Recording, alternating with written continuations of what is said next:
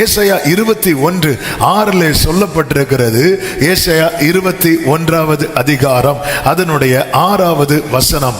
ஆண்டவர் என்னை நோக்கி, நீ போய் காண்பதை தெரிவிக்கும்படி ஜாமக்காரனை வை என்றார். எசேக்கியேல் 3:17 சொல்லப்பட்டிருக்கிறது, மனுபுத்திரனே, உன்னை இஸ்ரவேல் வம்சத்தாருக்கு காவலாளனாய் வைத்தேன். நீ என் வாயினாலே வார்த்தையை கேட்டு என் நாமத்தினாலே அவர்களை எச்சரிப்பாயாக. A watchman is spiritually sensitive. ஆமாம், ஜாமக்காரன் ஆவியில எப்பொழுதுமே ரொம்ப சென்சிட்டிவா இருப்பான். அவனுக்கு ஏதோ ஒன்று வர்றது மாதிரி இருக்கு, இப்படிப்பட்ட உணர்வு அவனுக்கு இருந்துட்டே இருக்கும். அப்படி மகிழ்ச்சியா இருந்துட்டே இருப்பாங்க. திடீர்னு அடுத்து ஏதோ ஒன்று நடக்க போகிறது, அவனுக்கு அந்த அந்த அந்த அந்த ஸ்பிரிச்சுவல் அலர்ட்னஸ் அவனுக்கு கிடைக்கப்பட்டுட்டே இருக்கும். அவன் ரொம்ப சென்சிட்டிவா இருப்பான் எல்லா காரியத்தை குறித்து. நோவாவை பாருங்க, நோவா தேவனோடு சஞ்சரிக்கிறவனாய் காணப்பட்டான். தேவன் வார்ன் பண்றார், அவனுக்கு அந்த எச்சரிப்பு கிடைக்கிறது. அப்படிதான் பைபிள்ல இருக்கு. அவன் தேவ எச்சரிப்பை பெற்று, அவன் எச்சரிப்பு வந்தாச்சு, உடனே அவன் செயல்பட ஆரம்பிக்கிறான். நான் நினைக்கிறேன் அவங்க எப்படி அந்த பேழையை கட்டியிருப்பாங்க. எடுத்ததும் அந்த ஃபேமிலி ஓகே சொல்லியிருக்க மாட்டாங்க. ஓகே சொல்ல அவன் பிளானை கைவிடலை, அவன் செய்ய ஆரம்பிக்கிறான். அவன் செய்ய ஆரம்பித்த போது அடுத்து அவன் மனைவி விரும்பியோ விரும்பாமலோ என் புருஷன் செய்கிறாரு சொல்லி கூட சேர்ந்து போய் செய்ய ஆரம்பிக்கிறாங்க. ஒரு காரியத்தை கர்த்தர் உணர்த்தும் போது முதல்ல நம்ம செய்யணும். நம்ம செய்யாம நம்ம மனைவி மாற, புருஷன் மாற அல்லது பிள்ளைகளை செய்ய ஃபோர்ஸ் பண்ணி ஒன்றும் நடக்க போறது இல்லை. ஒரு ஆமேன் சொல்லுங்க. ஹல்லேலூயா. ஆமென். நம்ம செய்யணும். ஆமென். டேய், நீ பைபிள் படிச்சியாங்க கேட்போம், நம்ம படிச்சிருக்க மாட்டோம். மாறி நீங்க படிச்சீங்களான்னு கேட்டா அதில் நீங்க கூடாது, பெரியவங்களை எதா பேசுறேன். ஆமென். ஒரு காரியத்தை நம்ம செய்யணும். இயேசு ஜெபிக்கிறத பார்த்து சீஷர்களுக்கு என்ன செய்யணும்னு ஆசை வந்துச்சு தெரியுமா? ஜெபிக்கணுங்கிற ஆசை வந்துச்சு. அதனாலதான் மெதுவாக கேட்டாங்க, நம்ம யாராவது ஆண்டவரே எங்களுக்கு ஜெபிக்க சொல்லி கேட்போமா? இல்லை. அந்த கடல் மேல் நடக்கிறது எப்படின்னு மட்டும் சொல்லி தந்தீங்கன்னா, அந்த 5 அப்பத்தை ஏதோ பண்ணீங்களா ஆண்டவரே, அந்த ட்ரிக்கு மட்டும் சொல்லி தந்தீங்கன்னா நான் பிரெட்டு கடை வச்சிருக்கேன்ப்பா, என் பிழைப்பு ஓடாண்டவரே, ஏதாவது ஒன்று சொல்லி தரக்கூடாதா? அவர் ஜெபிக்கிறத பார்த்து மெதுவா, ஆண்டவரே ஒன்று கேட்டால் கோச்சிக்க மாட்டீங்களே, என்ன எப்படிப்பா ஜெபம் பண்றீங்க? ஆசை வந்துட்டு. ஹல்லேலூயா. ஏன்னா இவங்க யாருமே ஜெபிக்க தெரியாதவங்க கிடையாது, இவங்களுக்கு எல்லாம் ஜெபிக்க தெரியும். ஆனால் ஏசு ஜெபிக்கும் போது அவருடைய எக்ஸ்பிரஷன்ல அவர் காட்டுறாரு.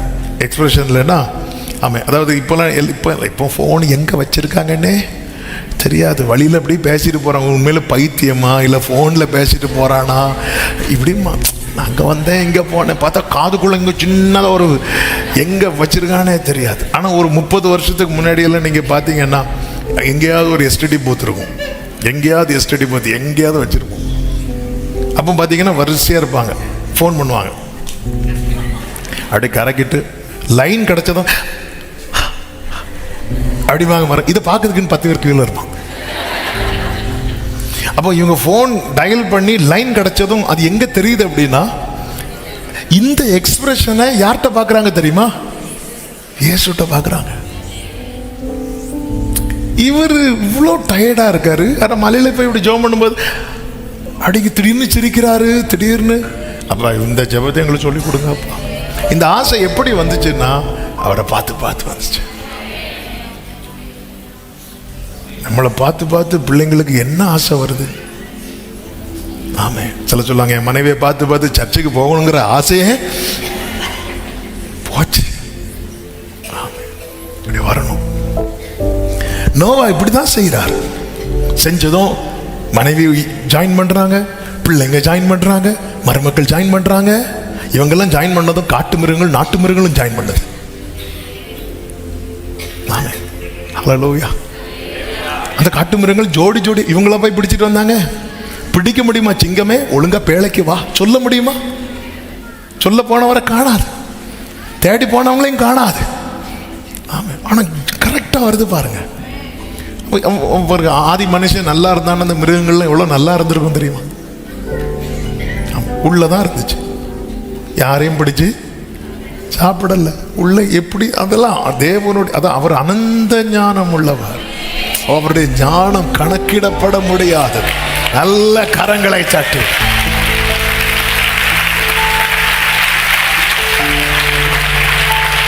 இவர் என்ன பண்றாருன்னா, எச்சரிப்பை உணர்ந்து ஜாமம் காக்கிறவன் அந்த வார்னிங்கை தெரியப்படுத்திட்டே இருப்பான். அதனாலதான் 2 பேதுரு 2:5 சொல்லப்பட்டிருக்கிறது, அவன் நீதியை பிரசங்கித்தானோ.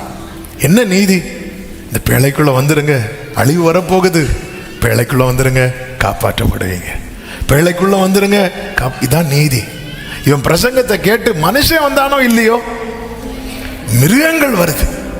ஆண்டவர் சொன்னா, நீ கூப்பிடலன்னா இந்த கல்லே கூப்பிடுங்கிறா.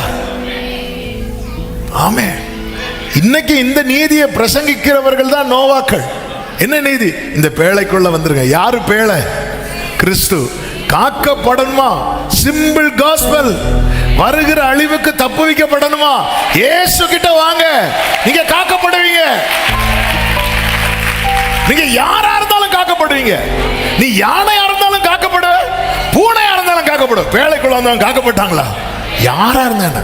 கொடூரமாய் வேட்டையாடுகிற சிங்கம் புலிகளும் காக்கப்பட்டதல்லவா? மென்மையான ஆட்டுக்குட்டிகளும் காக்கப்பட்டதல்லவா? கிறிஸ்துவின் இடத்துல ஒருத்தன் வந்துட்டானா, ஆமே, ஆட்டுக்குட்டியும் ஓனாயும் ஒருமித்து மேயும். பேழை காட்டி கொடுத்துச்சுல்ல, பேழை காட்டி கொடுத்துச்சுல்ல. பேழைக்குள்ள இல்லைன்னா ஒரே ரத்த வெள்ளமா தானே ஓடி இருக்கும். கேரக்டரை எப்படி மாத்தி இருக்கிறார் பாருங்க. பேழைக்குள்ள எத்தனை 150 நாளா? 150 நாளா கேட்டா ஆமாம் தான் சொல்லுவோம். சரி, ஆமாம், குறையா 150 நாள், 150 நாள் ஜலம் பிரவாகித்து அப்படியா இருக்கு. 7 கடைசியா 24 7 கடைசி தானே? அதை சம்மதிக்க மாட்டீங்க. 24 வாசிங்க. ஜலம் பூமியின் மேல் 150 நாள் மிகவும் பிரவாகித்து கொண்டிருந்தது. சவுண்ட் ரூம்ல இருக்க ஆள் திடீர்னு காணாம போயிட்டாரா? ஜலம் பூமியின் மேல் 150 நாள் மிகவும் பிரவாகித்து கொண்டிருந்தது. அதுக்கப்புறம் கொஞ்சம் கொஞ்சமா இறங்கி. அப்போ இவ்வளவு நாள் கொஞ்சம் யோசித்து பாருங்க.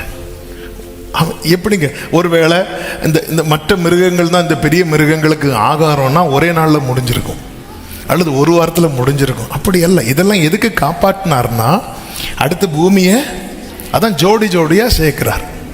எல்லா டைப் மிருகங்களும் நல்ல சுத்தம் உள்ளதெல்லாம் 7 ஜோடின்னு நினைக்கிறேன், ஜோடி ஜோடியாக சேர்க்கிறார். இதெல்லாம் எப்படி? அந்த பேழையுடைய மேன்மை அது. இந்த பேழைக்குள்ள யாரு வந்தாலும் அவங்க லைஃப்ல ஒரு பெரிய டிரான்ஸ்ஃபர்மேஷன் உண்டு. ஹல்லேலூயா. இந்த பேழைக்குள்ள மாமனார் மாமியார் மருமக்கள் சண்டையெல்லாம் வாழ்ந்தாங்க. இவங்க வாழ்க்கையை பார்த்து மிருகங்களுக்குள்ள சண்டை இல்லை. மனுஷன் மாறினதும் மிருகம் மாறுச்சு. அது வரைக்கும் புல் பூண்டை தான் சாப்பிட்டு அதை ஒருமித்து மேயோன்றிருக்கு. இதான் ஒரிஜினலாக ஆண்டவர் படைத்ததே தான். என்னைக்கு உலகத்தில் பாவம் வந்துச்சோ அடுத்து ரத்தம் சிந்தப்பட வேண்டி வரும். இந்த பாவம் தான் பெரிய எதிரி, பெரிய எதிரி. குடும்பத்தில் பாவம் இருந்தால் மனுஷன் மிருக குணம் உள்ளவனா மாறுவான். அதுக்கு ஒரு யாரை பார்த்தாலும் சிங்கம் புலி கரடி இப்படி தான் இருக்கும். ஐயோ எங்கள் வீட்டில் ஒரு கடுவா இருக்கு அப்படிம்பாங்க. கடுவாலாம் வளர்க்குறீங்களா அப்படிம்பாங்க. எங்கள் வீட்டில் ஒன்று இருக்கு அவங்க சொல்லுவேன், கழுத அப்படிம்பாங்க. ஏன்னா அவங்களே பார்த்த மாதிரி இருக்கும். இந்த பாவம் இப்படிப்பட்ட பேழைக்குள்ள வந்தா எல்லாமே ஒன்றா சந்தோஷமா பாட்டு பாடி எவ்வளோ. அவனுக்காகவும் உள்ளதான் இருக்கு, புறாவும் உள்ளதான் இருக்கு. கிறிஸ்து நம்ம வீட்டில் இந்த பேழை எப்படி கட்டப்பட்டது? Full and full word of God. முழுமையான வேர்டு யார் தெரியுமா? Jesus Christ. அந்த இயேசுவின் இடத்துல வந்தா காக்கப்படும். ஆமென் சொல்லுங்க. நோவா இதை பண்ணி எஸ்கேப் ஆயிட்டார். ஆனா ஏலி பார்த்தீங்கன்னா, ஏலிக்கு வார்னிங் கிடைச்சது. ஏலிக்கு விஷயம் மகன்கள் ஓப்பனி பினேகாஸ் பண்ண தப்பு தெரிய வந்துச்சு. தெரிய வந்தபோது டைம் போயிட்டு இருக்கு, நான் அதனால ரெஃபரன்ஸ் குயிக்காக சொல்லிடுறேன். 1 சாமுவேல் 2:22 முதல் 24 பார்த்தீங்கன்னா, ஏலி சொல்லுவார், வான் பண்ணுவார். ஆனால் ஹெவியெல்லாம் வான் பண்ண மாட்டார். ஒரு சின்னதாக ஒரு வார்னிங், இங்கே பாருப்பா இப்படியெல்லாம் இருந்தா பாரு, ஆண்டவரே மன்னிக்கலைன்னா அவ்வளோதான் சொல்லிட்டு விட்டுருவார். கடுமையாக அவர் என்ன பண்ணல அப்படின்னா அவர் திருத்தலை, எச்சரிக்கலை. அதாவது நான் தவறு செய்கிறது எவ்வளோ பெரிய ஆபத்தோ, என் குடும்பத்தில் தவறு நடந்தும் நான் அமைதியாக இருக்கிறேன் தெரியுமா, அது ஆபத்து. 2வது அதிகாரத்தில் இன்னொரு தீர்க்கதரிசி மூலமா ஆண்டவர் என்ன செய்ய போறாருன்னு வார்னிங் வந்தாச்சு. 27 முதல் 36 வரை உள்ள வசனங்களை பார்த்தீங்கன்னா, அதாவது தேவனுடைய ஜட்ஜ்மெண்ட் உன் வீட்டுக்கு வரப்போகுதுங்கிற அடுத்த ஒரு வார்னிங் வருது. வார்னிங் வந்து போக போக ஹெவியாக இருக்கும். இந்த வார்னிங் வந்த பிற்பாடும் 1 சாமுவேல் 3:2 சொல்லப்பட்டிருக்கிறது, ஏலி தன்னுடைய ஸ்தானத்தில் படுத்து கொண்டிருந்தான். அவன் யாரா மாறல தெரியுமா? ஏலி தப்பு பண்ணான் பைபிள்ல இல்ல. ஏலி ஒரு தப்பு பண்ணல, ஏலி தப்பு பண்ணல. ஆனா அவன் யாரா மாறல தெரியுமா? ஜாமக்காரனா மாறல. ஏலி ஏலி இப்படி தப்பு பண்ண அப்படி ஒரு இது கிடையாது. ஏலி தப்பு பண்ணல, ஆனா ஏலி வீட்டுல தப்பு நடக்குது. நம்ம கூடாரத்தில் தேவனுக்கு பிரியமில்லாத காரியம் இருக்கும்போது நம்ம சொல்லுறோம், கேட்குறாங்க, கேட்குற 2வது மேட்டர். ஆனால் நம்ம அடுத்து யாரா மாறி இருக்கணும் தெரியுமா? ஜாமக்காரனா மாறி இருக்கணும். ஆனால் ஏலி தன் ஸ்தானத்தில் படுத்திருந்தான். கர்த்தர் பார்த்து கொள்வார் சொல்லிட்டு கர்த்தர் வார்னிங் கொடுக்குற ஏலிக்கு தான் வருது நியூஸ். நீங்க ஃபுல்லா பார்த்தீங்கன்னா வார்னிங் யார் பக்கம் தான் வருது தெரியுமா? ஓப்னி பினெகாசுக்கு போகல. ஓப்னி பினெகாசு குறித்த வார்னிங் தான் யாருக்கு வருது? ஏலிக்கு வருது. எதுக்கு தெரியுமா? ஆண்டவர் எதிர்பார்க்கிறார், இவன் ஜாமக்காரனா மாறினா, ஆமா இது ஆசாரிய குடும்பம் அல்லவா, லேவி கோத்திரம் அல்லவா, இந்த கோத்திரத்தில் இருக்கிற அடுத்த ஆசாரியர்கள் அல்லவா, யாரும் ஓபனி பினெகாஸ் அவ தேவ ராஜ்யத்துக்குரியவர்கள் அல்லவா, அவங்களல்லவா சத்துரு கை வச்சிருக்கிறான். ஏலி உனக்கு வயசாச்சு உண்மைதான், ஆனா உன்னை நான் இன்னும் உயிரோட வச்சிருக்கிறேன், நீ ஜாம காக்கிறவனா இருக்கணும். ஆனா அவன் இல்லைன்ட்டான். அதனாலதான் பெட்டி பிடிக்கப்பட்டதும் ஏலி கதையும் முடிஞ்சிட்டு. உன்னை உயிரோடு வைத்திருக்க நீ அவன் பார்த்து அவன் தன் ஸ்தானத்தில் படுத்து கொண்டிருந்தான். பைபிள் சொல்ல அவன் பார்க்க கூடாதபடிக்கு அவனுடைய கண்களும், ஆமா இதுல ஒவ்வொன்றிலும் ஆவிக்குரிய அர்த்தம் இருக்கும். அவனால் அதை உள்வாங்க முடியல. எழுத்தின்படியாக இங்க சொல்லப்பட்டிருக்கிற அவன் கண்ணு இருள் அடைந்திருந்தது உண்மைதான். ஆனாலும் ஸ்பிரிச்சுவலாகவும் அவன் கண் ஏன்னா இப்படி ஒரு வார்னிங் கிடைக்குது. ஆண்டவர் காட்டுறார், சொப்பனத்தின் மூலமா காட்டுறார், தரிசனத்தின் மூலமா காட்டு. நம்ம யோனா மாதிரி இருக்கிறோம். என்ன தெரியுமா? சைட்ல கூடாரம் போட்டு இப்போ நடந்தில்ல. அவன் இப்போ இனி கொஞ்ச நாளைக்கு என்ன ட்ரெண்டா இருக்கும்? நான் தான் சொன்னேன் இவர் தான் வருவார்னு. வந்தார்ல, அப்படி கூடாரத்தில் போட்டு பார்த்துட்டே இருக்கிறது. அவன் நடக்கல. யோனாவுக்கு என்ன ஆண்டவர், இனி யாராவது என்ன சொல்லுவான ஆண்டவர், என்ன இவன் நல்ல தீர்க்கதரிசின்னு நான் சொல்லிட்டேனே ஆண்டவரே. ஆமே இல்ல, ஏலி தன்னுடைய ஸ்தானத்தில் படுத்திருந்தான். ஏலி வார்னிங் உனக்கு தானே வந்துச்சு, நீ விழித்திருக்கணும்ல. ஆமே, ஸ்தானத்தில் படுத்துக் கொண்டான். நல்லவன் தான், உத்தமன் தான், பரிசுத்தவன் தான்.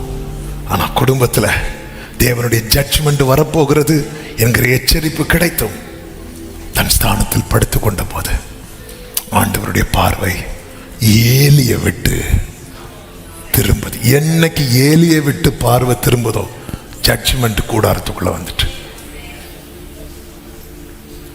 2வது அதிகாரத்துல அவ்வளோ தப்பு பண்றானுங்க ஓபனி பினெகாஸ். ஆனா அந்த ஏலிங்கிற ஒருத்தனால அவங்களுக்கு கிருபை கிடைச்சிட்டே இருக்கு. இனி ஏலியும் பார்த்து பிரயோஜனம் இல்லை. திரும்பிட்டு ஏலியை விட்டு பார்வை திரும்பிட்டுன்னு ஏலிக்கு தெரிஞ்சதுக்கு அப்புறமும் ஏலி தன் ஸ்தானத்தில் படுத்திருந்தான். ஆமே, தலைமுறை தறிகட்டு ஓடுது. குடும்பத்தில் புருஷன் அப்படி அல்லது மனைவி இப்படி. ஆனாலும் ஆண்டவருடைய ஒரு ஃபேவர் இருக்க. ரீசன் என்ன தெரியுமா? கர்த்தர் உங்களை ஜாமக்காரனா வைத்திருக்கிறார். அதனாலதான் உங்க வார்த்தை வரும்போது உங்களுக்கு தெரியுது என் குடும்பத்தில் இப்படி நடக்குது, என் வீட்டில் இப்படி நடக்குது அப்படி சொல்லி, ஏன் ஆண்டவர் உங்கள் நிமித்தமாக அந்த பார்வையை இன்னும் உங்க குடும்பத்தை விட்டு விலக்காமல் இருக்கிறா. இந்த காலம் நீ அசதியா இருக்கிற காலம் அல்ல, நீ உன் ஸ்தானத்தில் படுத்துக் கொள்ளுகிற காலம் அல்ல. ஆமென் சொல்லுங்க பார்க்கலாம். எசேக்கியாவை பாருங்க. எசேக்கியா அவனுக்கு ஜாமக்காரனா இருந்தான்.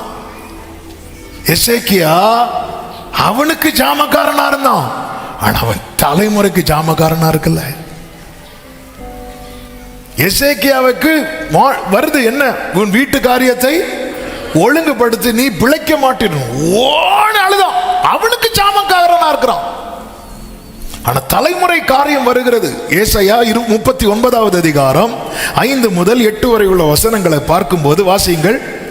அப்பொழுது ஏசாயா எசேக்கியாவை நோக்கி, சேனைகளுடைய கர்த்தரின் வார்த்தை, இதோ நாட்கள் வரும், அப்பொழுது உன் வீட்டில் உள்ளதிலும் உன் பிதாக்கள் இந்நாள் வரைக்கும் சேர்த்ததிலும் ஒன்று மீதியாய் வைக்கப்படாமல் எல்லாமே பாபிலோனு கொண்டு போகப்படும். நீ பெறப்போகிற உன் சந்ததியாகிய உன் குமாரரிலும் சிலர் பாபிலோன் ராஜாவின் அரண்மனை வேலைக்காரராய் இருப்பார்கள் என்று கர்த்தர் சொல்லுகிறார் என்றார். அப்பொழுது எசேக்கியா ஏசாவை நோக்கி, நீ சொன்ன வார்த்தை நல்லதுதான், என் நாட்களிலாவது சமாதானமும் உண்மையும் இருக்குமே. என் நாட்களிலாவது. நல்ல கவனிங்க. நிறைய பேர் தங்களுக்கு காவலாளராக இருப்பாங்க. திருமணம் நடக்கலையே 3 நாள் 5 நாள் 10 நாள் ஃபாஸ்டிங் போட்டு அப்படி இருப்பாங்க. வேலைக்காக அப்படி இருப்பாங்க. தங்களுடைய காரியத்துக்காக, பிசினஸ்ல வளரலையா தங்களுக்கு காவலாளராக இருப்பாங்க. ஆனா தலைமுறைக்கு இருக்க மாட்டாங்க, புருஷனுக்கு இருக்க மாட்டாங்க, மனைவிக்கு இருக்க மாட்டாங்க, உடன் பிறந்த சகோதரர்களுக்கு காவலாளனா இருக்க மாட்டாங்க. காயின மாதிரி சொல்லிடுவாங்க, நான் என்ன என் சகோதரனுக்கு காவல். ஆமா காயினே, நீதான் காவலாளன். ஆமே. நம்ம லைஃபை திரும்பி பார்த்தா, அதனாலதான் பைபிள் தன் சொந்த மாம்சத்தை பகைத்தவன் ஒருவனும் இல்லையே. நம்ம சொல்லுவோம், நான் எல்லாத்தையும் எல்லாருக்காக விட்டேன். ஆனா நீ கடைசியில் பார்த்தா நமக்கு தான் காவலாளனா இருந்திருப்போம். இந்த எசேக்கியா மாதிரி நல்ல ராஜாவுக்கு முன்னாடியும் கிடையாது. முன்னாடி இருந்ததுன்னா தாவீதை விட ஸ்கோர் பண்ண ஆள் தான் எசேக்கியா. ஆனா தலைமுறை விஷயத்துல கோட்டை விட்டார், தாவீது ஸ்கோர் பண்ணிட்டார். தாவீது போய் உட்கார்ந்து இருக்கிறார். அப்பா, அது அடியானின் வீடு உமக்கு முன்பாக இருக்கும்படிக்கு அதை ஆசீர்வதித்தார். இதான் தாவீதினுடைய கண்ணீர். அந்த கண்ணீரின் பலன் என்ன தெரியுமா? விழுந்து போன தாவீதின் கூடாரத்தையும் கர்த்தர் திரும்ப எடுப்பிச்சு. அந்த கூடாரம் விழுந்தாலும் விட மாட்டார். தலைமுறைக்காக ஜாமக்காரனா ஒருத்தன் எழும்பிட்டானா, அவன் கூடாரம் விழுந்தாலும் ஜீசஸ். ஆமே. எச்சரிப்பை உணர்ந்து செயல்பட வேண்டும். அவன் தான் ஜாமக்காரன். எச்சரிப்பை உணர்ந்து, இது நான் என் ஸ்தானத்தில் படுத்துக் கொள்ளுகிற காலம் அல்ல. ஆண்டவருடைய வார்னிங் வருது. நம்ம என்ன பண்ணோம்? ஆண்டவரே, ஓபன் வினேகர் தப்பு பண்ண அவங்கள்ட்ட போய் சொல்லுங்க. நான் என் மெசேஜை கன்வே பண்றதுக்கு ஏலி ஒன்னதான் வச்சிருக்கோம் உன் வீட்டுல. அன்பு சகோதரா, நீ சொல்லி யாரும் கேட்க மாட்டாங்க. ஆனா நீ ஆண்டவர் சமூகத்தில் விழித்திருக்கலாம்ல.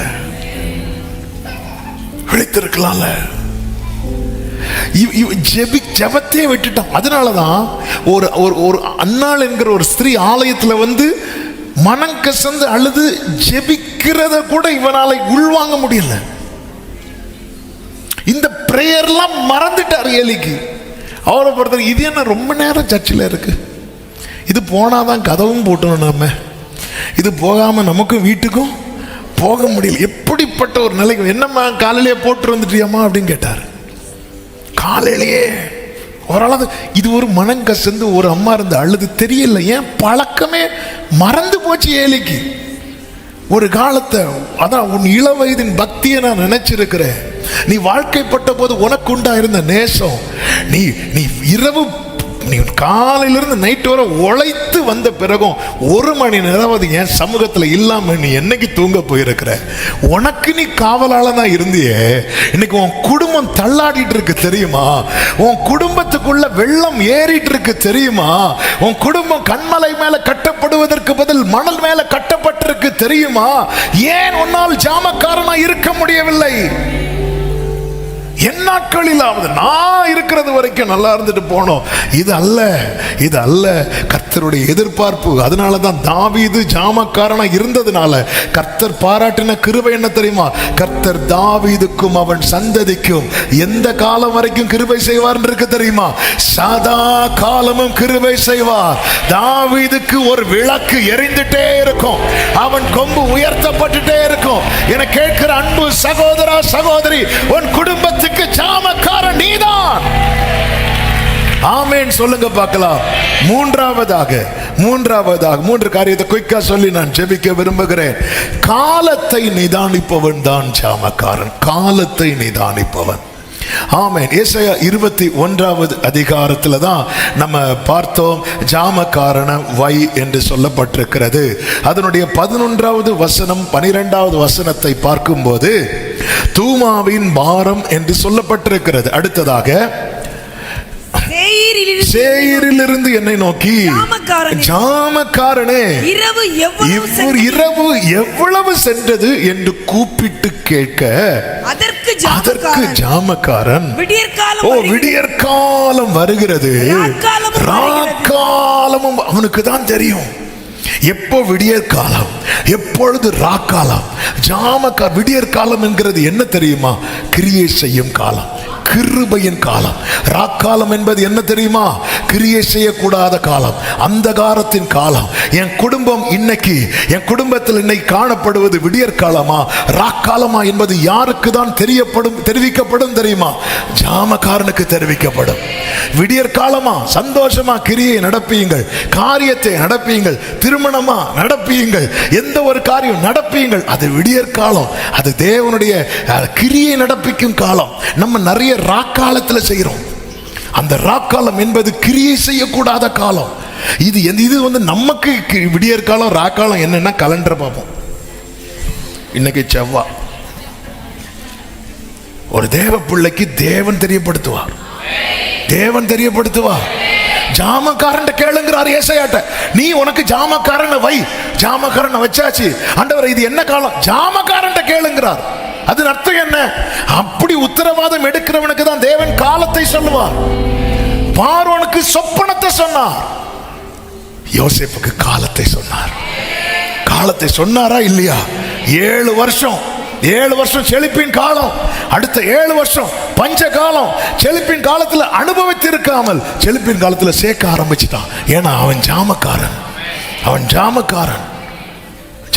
நீ ஜாமக்காரன். ஏசாயாவே உனக்கு ஒரு ஜாமக்காரனை வச்சிருக்கணும். ஒரு தேவ பிள்ளைக்கு இது தெரியணும். விடியற்காலம் என்பது கிரியை செய்யும் காலம். அன்னைக்கு நடத்துங்க உங்க வீட்டில் காரியத்தை.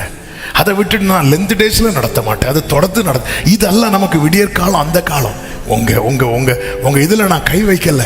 ஆனா ஒரு தேவ பிள்ளைக்கு விடியற்காலம் என்ன ராக்காலம் என்னன்னு தெரிஞ்சிருக்கணும். ஆமே.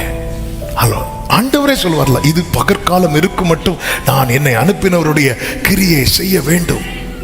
இது யாருக்கு தான்? ஜாமக்காரனுக்கு தெரியும், உத்தரவாதம் எடுக்கிறவனுக்கு தெரியும். கர்த்தர் சொல்வார் யோசேப்புக்கு தான். நீங்க எவ்வளவு சாஸ்திரிகள் ஞானிகள் பார்வோனை சுத்தி சகல சாஸ்திரங்கள் இல்ல, எகிப்தின் சாஸ்திரம்னா இன்றைக்கும் நான் அறிந்தது கேள்விப்பட்டது. ஆமா, அதாவது வேர்ல்டுலயே அதிகமான மந்திர கலைகள் செய்கிறது எங்க தெரியுமா? ஈஜிப்ட்ல தான். எவ்வளவு இந்தியாவிலும் அங்க அந்த பிரமிட்லாம் இந்த மாதிரி நிறைய மந்திரங்கள் இந்த மாதிரி இதெல்லாம் செய்கிறதாக கேள்விப்பட்டேன். எனக்கு தெரியல. இங்க இருந்தெல்லாம் போவாங்களாம். சில குறிப்பிட்ட இடத்துல ஹெலிகாப்டர்ல தான் போக முடியுமா? அந்த அளவுக்கு அன்னைக்கே பார்வோன் மந்திரவாதிங்க கையில இருந்த கோலை எல்லாம் எதுவோ மாத்துறாங்க, சர்ப்பம். இவ்வளவுக்கு எல்லாம் தெரிந்தவங்களுக்கு காலம் தெரியல. யாருக்கு தெரியும்? அவன் ஒடுக்கப்பட்டு விலங்கிடப்பட்டு, ஆமே நாளில் உன் மேல இருக்கிற அழைப்பு உண்மையானால், உன் மேல இருக்கிற அபிஷேகம் உண்மையானால், நீ எந்த அளவுக்கு சிறுமைப்படுத்தப்பட்டாலும் உன்னை கொண்டுதான் தேசத்துக்கு கர்த்தர் விடுதலையை, தேசத்துக்கு கர்த்தர் மீட்பை வைத்திருக்கிறார். ஒரு ஆமென் சொல்லுங்க பார்க்கலாம். யாருக்கும் தெரியல, என்னன்னே தெரியல. அவனை கூட அப்பதான் நேர கொண்டு வர, ராஜாவே நீர் கண்ட 7 கொளுத்த பசுக்கள் 7 செழிப்பான வருஷங்கள், 7 மெலிந்த பசுக்கள் அடுத்து ஒரு பஞ்ச காலம். அப்படி காலத்தை சொல்லி அந்தந்த காலத்தில் செயல்பட வச்சதுனால தானே பஞ்ச காலத்தில் வந்த போது யோசேப்பு மட்டுமா சாப்பிட்டான், அவன் குடும்பமே சாப்பிட்டேன், தேசமே சாப்பிட்டேன். ஆமாம், இப்போ இந்த வார்த்தை கேட்கும் போதே எனக்கு அந்த ஜாமக்காரனா மாற்றுங்க ஆண்டவரேன்னு எத்தனை பேர் கேட்குறீங்க, எத்தனை பேர் கேட்குறீங்க. தாவீது 1 நாளாகமும் 12வது அதிகாரம் நீங்கள் வீட்டில் போய் படிங்க. அப்போ தாவீதுக்கு அநேகர், அதாவது அவனோட கூட நிறைய பேர் வந்து சேருவாங்க. அதில் ஒரு கூட்டத்தார் வந்து யுத்தத்தில் ஸ்பெஷலிஸ்டாக இருப்பாங்க, பராக்கிரமசாலிகள் இருப்பாங்க. அப்படி ஒவ்வொரு கோத்திரத்தாரை குறித்து சொல்லும்போது இசக்கார் புத்திரரை குறித்து சொல்லப்பட்டிருக்கிறது. 1 நாளாகமம் 12:32 இசக்கார் புத்திரரில் இஸ்ரவேலர் செய்ய வேண்டியது இன்னதென்று அறிந்து காலா காலங்களுக்கு தகுந்த யோசனை சொல்லத்தக்க தலைவர்கள் 200 பேர் இருந்தார்கள் என்று சொல்லப்பட்டிருக்கிறது. இந்த காலத்தில் என்ன பண்ணணும், இந்த காலத்தில் என்ன பண்ணணும், இப்படி நமக்கு தெரிவிக்கிற ஒருவர் நமக்குள்ளே இருக்கிறார். அவர் தான் பரிசுத்த ஆவியானவர். நான் வந்து என் ஸ்தானத்தில் படுத்து கொள்வேன், ஆனால் அது எனக்கு ஸ்டாப் ஆயிரும், அது இன்னொரு சாமுவேலுக்கு போயிடும். ஒரு ஆமீன் சொல்லுங்க பார்க்கலாம். ஹல்லேலூயா. ஒரு தேவ புள்ள புரிந்து கொள்ள வேண்டும், காலம் அறிந்து செயல்பட வேண்டும். ஏசாயாவே ஒரு ஜாமக்காரனை வச்சிட்டார், நீ போய் கேளு, இது எப்போ, இது என்ன காலம்னு கேளு. ஆமாம், இதோ விடியற் காலமும் ராக்காலமும் வருகிறது. ஆமாம், பொதுவாகவே பைபிள் கணக்குப்படி சாயங்காலமும் விடியற் காலமா. இங்கே நேரம் என்ன சொல்றாருன்னா, அப்போ என்ன அர்த்தம் தெரியும், இப்போ நீ இருக்கிறது விடியற் காலம், குயிக்காக செயல்பட. ராக்காலத்தில் நீ பிடிச்சு நிற்கணும்னா இந்த விடியற் காலத்தில் செஞ்சு முடிக்க வேண்டியதை செஞ்சு முடியும். ராமேன் சொல்லுங்க பார்க்கலாம். 4வது திறப்பிலே நிற்கிறவன், அவன் தான் ஜாமக்காரன். ஹல்லேலூயா, ஹல்லேலூயா. சோதோமை அழிக்க போகும்போது ஆபிரகாம் எங்க நிற்கிறான் தெரியுமா? கர்த்தருக்கு முன்பாக நிற்கிறான். மோசே கிட்ட கர்த்தர் சொல்லுவார், என்னை விடு, நான் ஜனங்களை அழிக்கிறேன். ஆண்டவர்கிட்ட போய் நிற்கிறான், அவன் திறப்பில் நிற்பான். எனக்கு வந்து ஆரோன் வந்து மோசைக்கு விரோதமாக முறுமுறுத்தார், எல்லாம் கரெக்ட் தான். ஆனால் ஒரு காரியத்தில் எனக்கு ஆரோனை ரொம்ப பிடிக்கும். என்ன அப்படின்னா, இந்த ஆரோன் ஆசாரியனாக இருக்கிறது, ஆரோனுடைய பிள்ளைங்க ஆசாரியனாக இருக்கிறதெல்லாம் இந்த கோராகின் கூட்டத்தாருக்கு பிடிக்கல. அவங்க வந்து அவங்களே அந்நியெல்லாம் கொண்டு வர ஆரம்பிச்சிட்டாங்க. ஏன் நாங்கள் பண்ணக்கூடாதா அப்படி சொல்லி வந்துட்டாங்க. தேவனுக்கு கோபம் வந்துச்சு. ஏன்னா ஆரோன் தேவனால் தெரிந்தெடுக்கப்பட்டவன். ஆரோன் கிட்ட 1000 குறைகள் இருந்தாலும் அவன் தேவனால் தெரிந்தெடுக்கப்பட்டவன். தேவ கோபம் வந்து ஒரு கூட்டத்தாரை இல்லாம ஆக்கிட்டு கர்த்தர் வாதை அனுப்பினார். ஒவ்வொருத்தனா செத்துட்டு இருக்கிறான். அப்பதான் மோசேக்கு ஒரு வெளிப்பாடு கிடைக்கிறது. என்ன வெளிப்பாடு தெரியுமா? இது நிக்கணும்னா யாரு போய் தூபம் காட்டணும் தெரியுமா?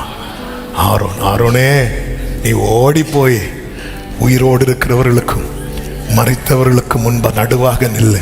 ஆரோன், நான் ஏன் நிற்கணும் கேட்டாரா? கேட்கல.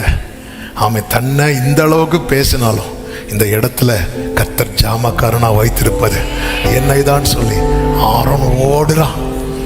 ஓடி போய் நடுவாக நின்றதும் வேதம் சொல்லுகிறது, வாதை நிறுத்தப்பட்டது.